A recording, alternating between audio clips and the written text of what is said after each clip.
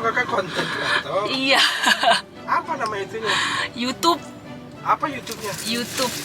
Namanya nama aku. Vlog aja sih, bukan yang konten spesifik kayak makanan atau traveling. Konten sehari-hari. Berapa subscribernya? Baru mulai, Mas.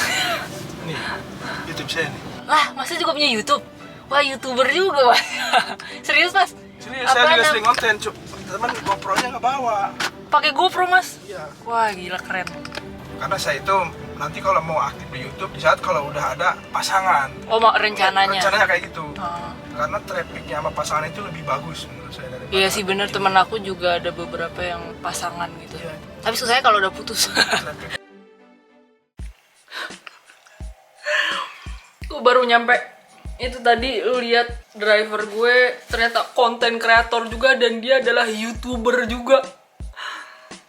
Gue seneng banget anjir, kayak yes fellow YouTubers. Suka banget gue ketemu sama YouTuber lain in real life. Kenalan-kenalan gue tuh banyak tuh konten kreator kayak TikTok konten kreator atau nggak Reels, konten kreator Instagram Reels. Pokoknya kreator-kreator di platform lain kecuali YouTube. YouTube tuh kreatornya dikit banget. Terus aja driver gue ternyata YouTube konten kreator. Gue ketemu sesama kaum YouTuber berasal dari komunitas yang sama gue.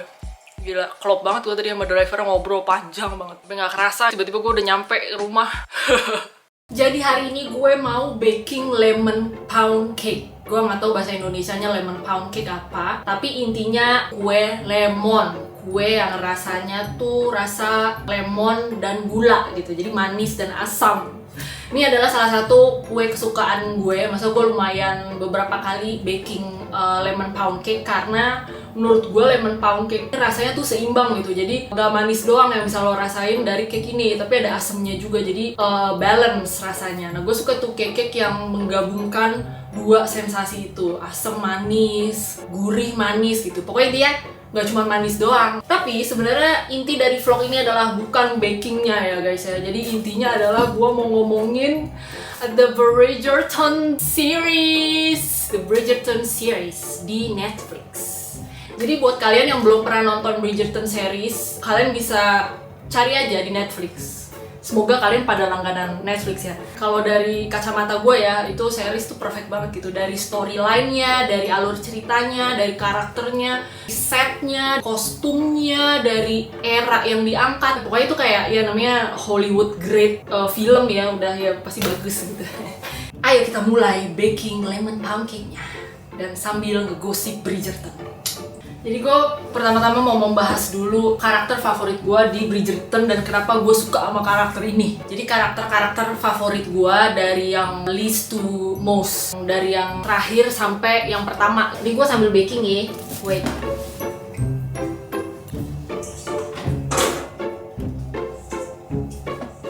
Jadi gue punya 4 karakter favorit. Jadi ini gue gak cuma ngomongin Bridgerton ya, Bridgerton dari series, karena mereka itu sebenarnya ada dua sub series, satunya judulnya Bridgerton, yang satu lagi judulnya Queen Charlotte. Jadi tuh ceritanya tuh satu lagi tentang kehidupan pribadi si ratunya, yang sisanya itu yang paling banyak seasonnya adalah kehidupan dari noble family-nya gitu. Salah satu kayak ya subjeknya si Queen gitu ya. Subjek tuh maksudnya kayak ya salah satu penduduknya lah, penduduk dari area itu, penduduk dari society itu. Gue punya 4 karakter favorit dari Bridgerton dan Queen Charlotte. Dari 4 itu, yang paling terakhir itu gue suka sama Lady Danbury. Man, dia tuh kayak apa ya? Kayak cewek yang sangat dia influential gitu loh menurut gue. Influential tuh maksudnya dia tuh bisa, saking influentialnya dia tuh bisa mempengaruhi orang yang hierarkinya di atas dia. Kayak ratunya sendiri tuh bisa dia ngaruhin gitu loh, bisa dia arahin. Ngerti gak sih? Harusnya kan ratu tuh susah diarahin kan. Dia tuh sangat pinter mempengaruhi seseorang, tapi ini mempengaruhinya niatnya bukan buruk ya. Maksudnya dia cuma pengen ratunya atau atasannya dia tuh kayak melihat dari perspektif dia tuh sangat-sangat sangat strategis gitu loh. Kayak gue suka banget Lady Danbury and like dia perempuan gitu ya. Jadi role model gue. Dan di urutan ketiga adalah Queen Charlotte itu sendiri. Jadi si ratu dari kerajaan Inggris pada tahun 1800-an itulah ya. Nah, gue kenapa suka banget sama Queen Charlotte karena ya lagi-lagi itu queen gitu. Dia apa ya? Walaupun sebenarnya ceritanya itu benar-benar menganut sistem patriarkis ya. Intinya tuh kayak ya sistemnya dibangun ke mayoritas tuh sama pemikirannya laki-laki, bukan pemikiran dari dua gender.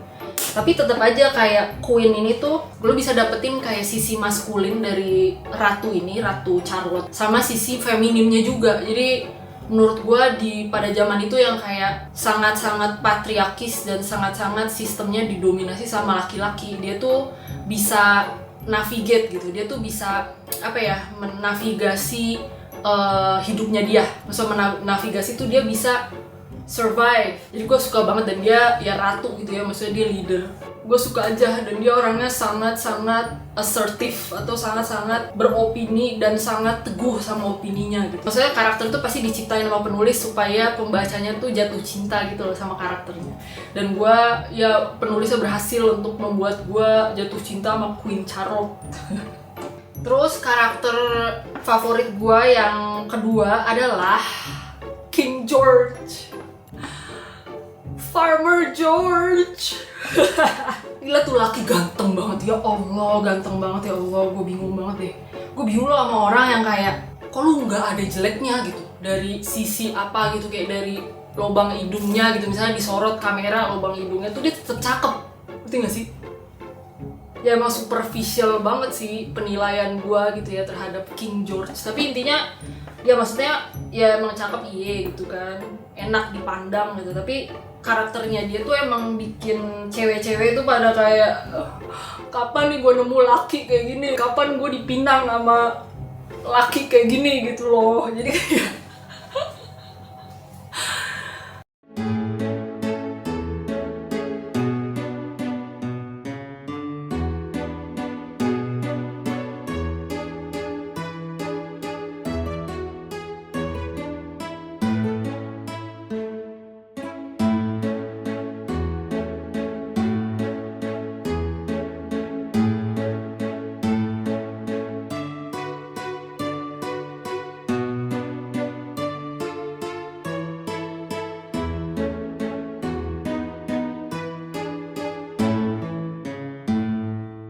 Oke, akhirnya gue kelar bikin adonannya, terus sekarang lagi manggang. Dan gue harus nunggu 1 jam, ya 50 menit lah, sampai kuenya ngembang dan bisa dimakan.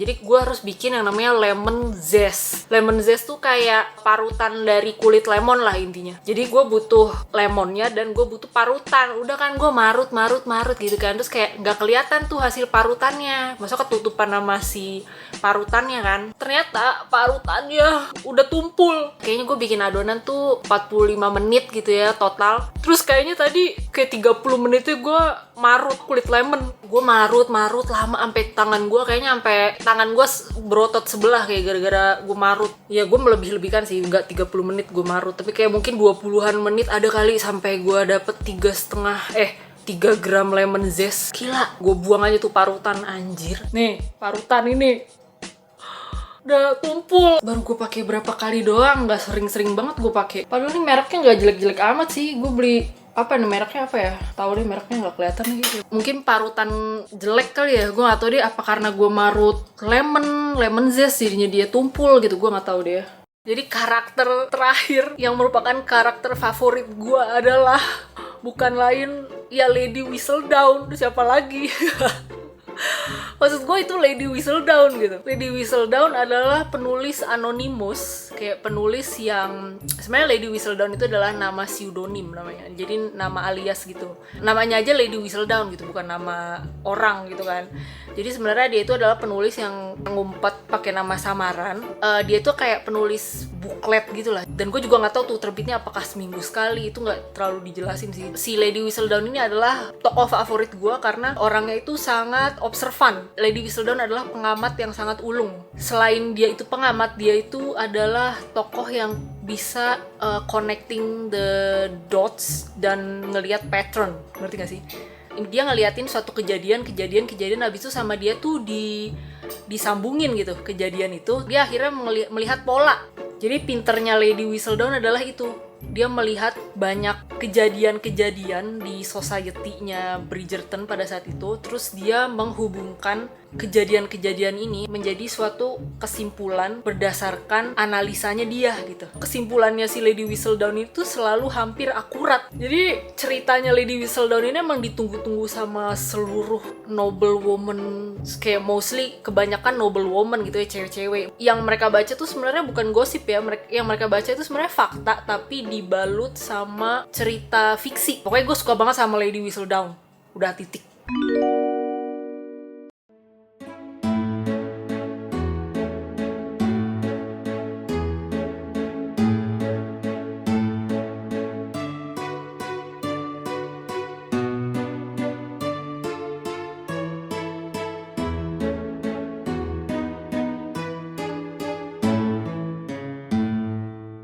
Bridgerton season 1 gue punya favorit scene dan favorit dialog. Dialognya dari dialog Daphne dan Duke of Hastings. Jadi ini dialog dari Daphne Bridgerton. Oke, gue akan baca tanpa emosi, jadi kayak flat. Why do you think I went to that garden? If you would have only looked at me this week for longer than 2 seconds, you would have seen it is you I cannot sacrifice. I burn for you. Why do you think I went into that garden? If you would have only looked at me this week for longer than 2 seconds, you would have seen. It is you I cannot sacrifice. I burn for you. I burn for you. Man, itu line itu kayak sempet booming gitu. Jadi kayak sampai banyak gue ngeliat kayak orang-orang bikin stencil tuh gak sih, pakai pilox. Gue gak tahu itu kayaknya di Amerika deh. Pokoknya dibikin artwork gitu. Quote-nya tuh dibikin artwork karena bikin cewek-cewek tuh kelepek-kelepek, gue yakin banget deh. Kedengerannya tuh kayak gila line-nya biasa aja. Padahal kalau misalnya kalian nonton seriesnya gitu ya, itu tuh udah klimaks banget. Jadi penontonnya pas udah nyampe ke adegan itu tuh udah kayak udah mau nangis, ngerti gak sih? Karena kesel sama karakter-karakter ini lah. Intinya tuh emosi lu sangat terbawa. Oke, gue mau sambil makan lemon cake-nya ya. Penantar gue emosian.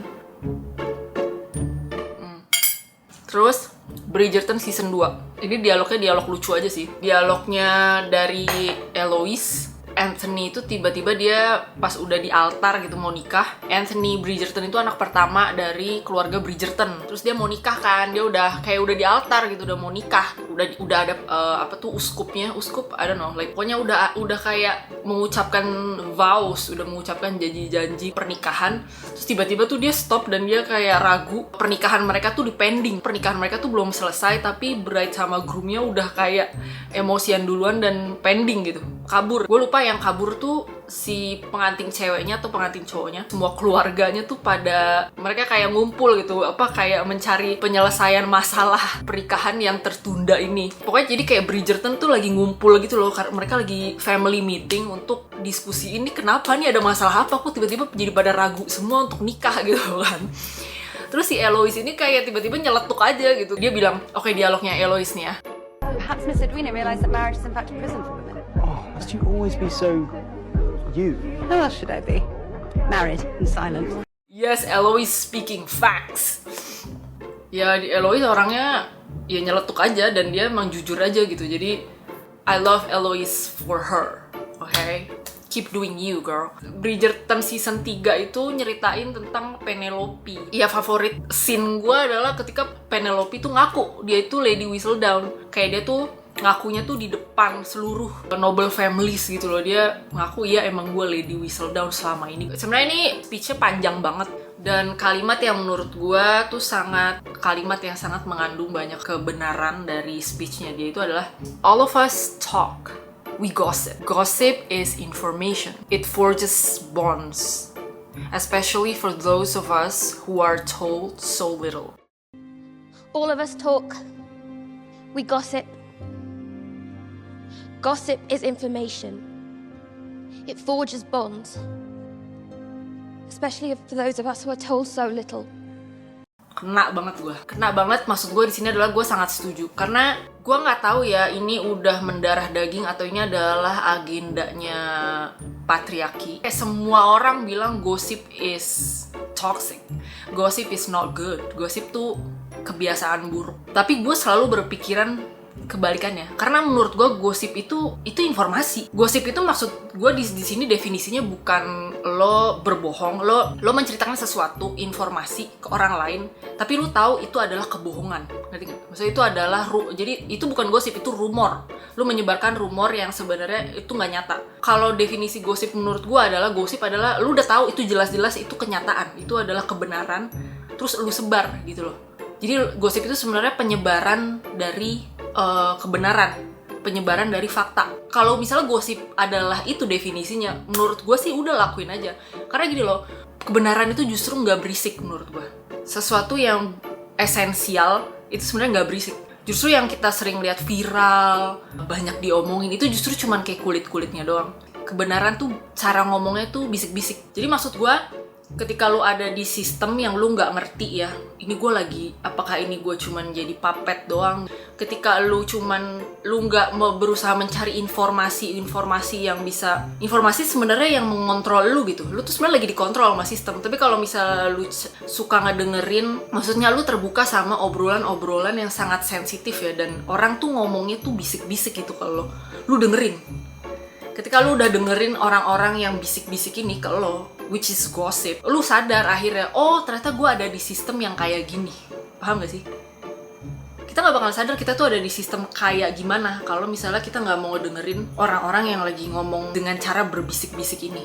Jadi kayak lu akan dibutakan sama sistem, dan ntar ujung-ujungnya lu kena sialnya dari sistem itu. Menurut gue, like gossip is information, a very crucial one. Sampai ketemu lagi di vlog selanjutnya, oke? Pastinya gue akan membahas topik-topik yang gak kalah seru, oke?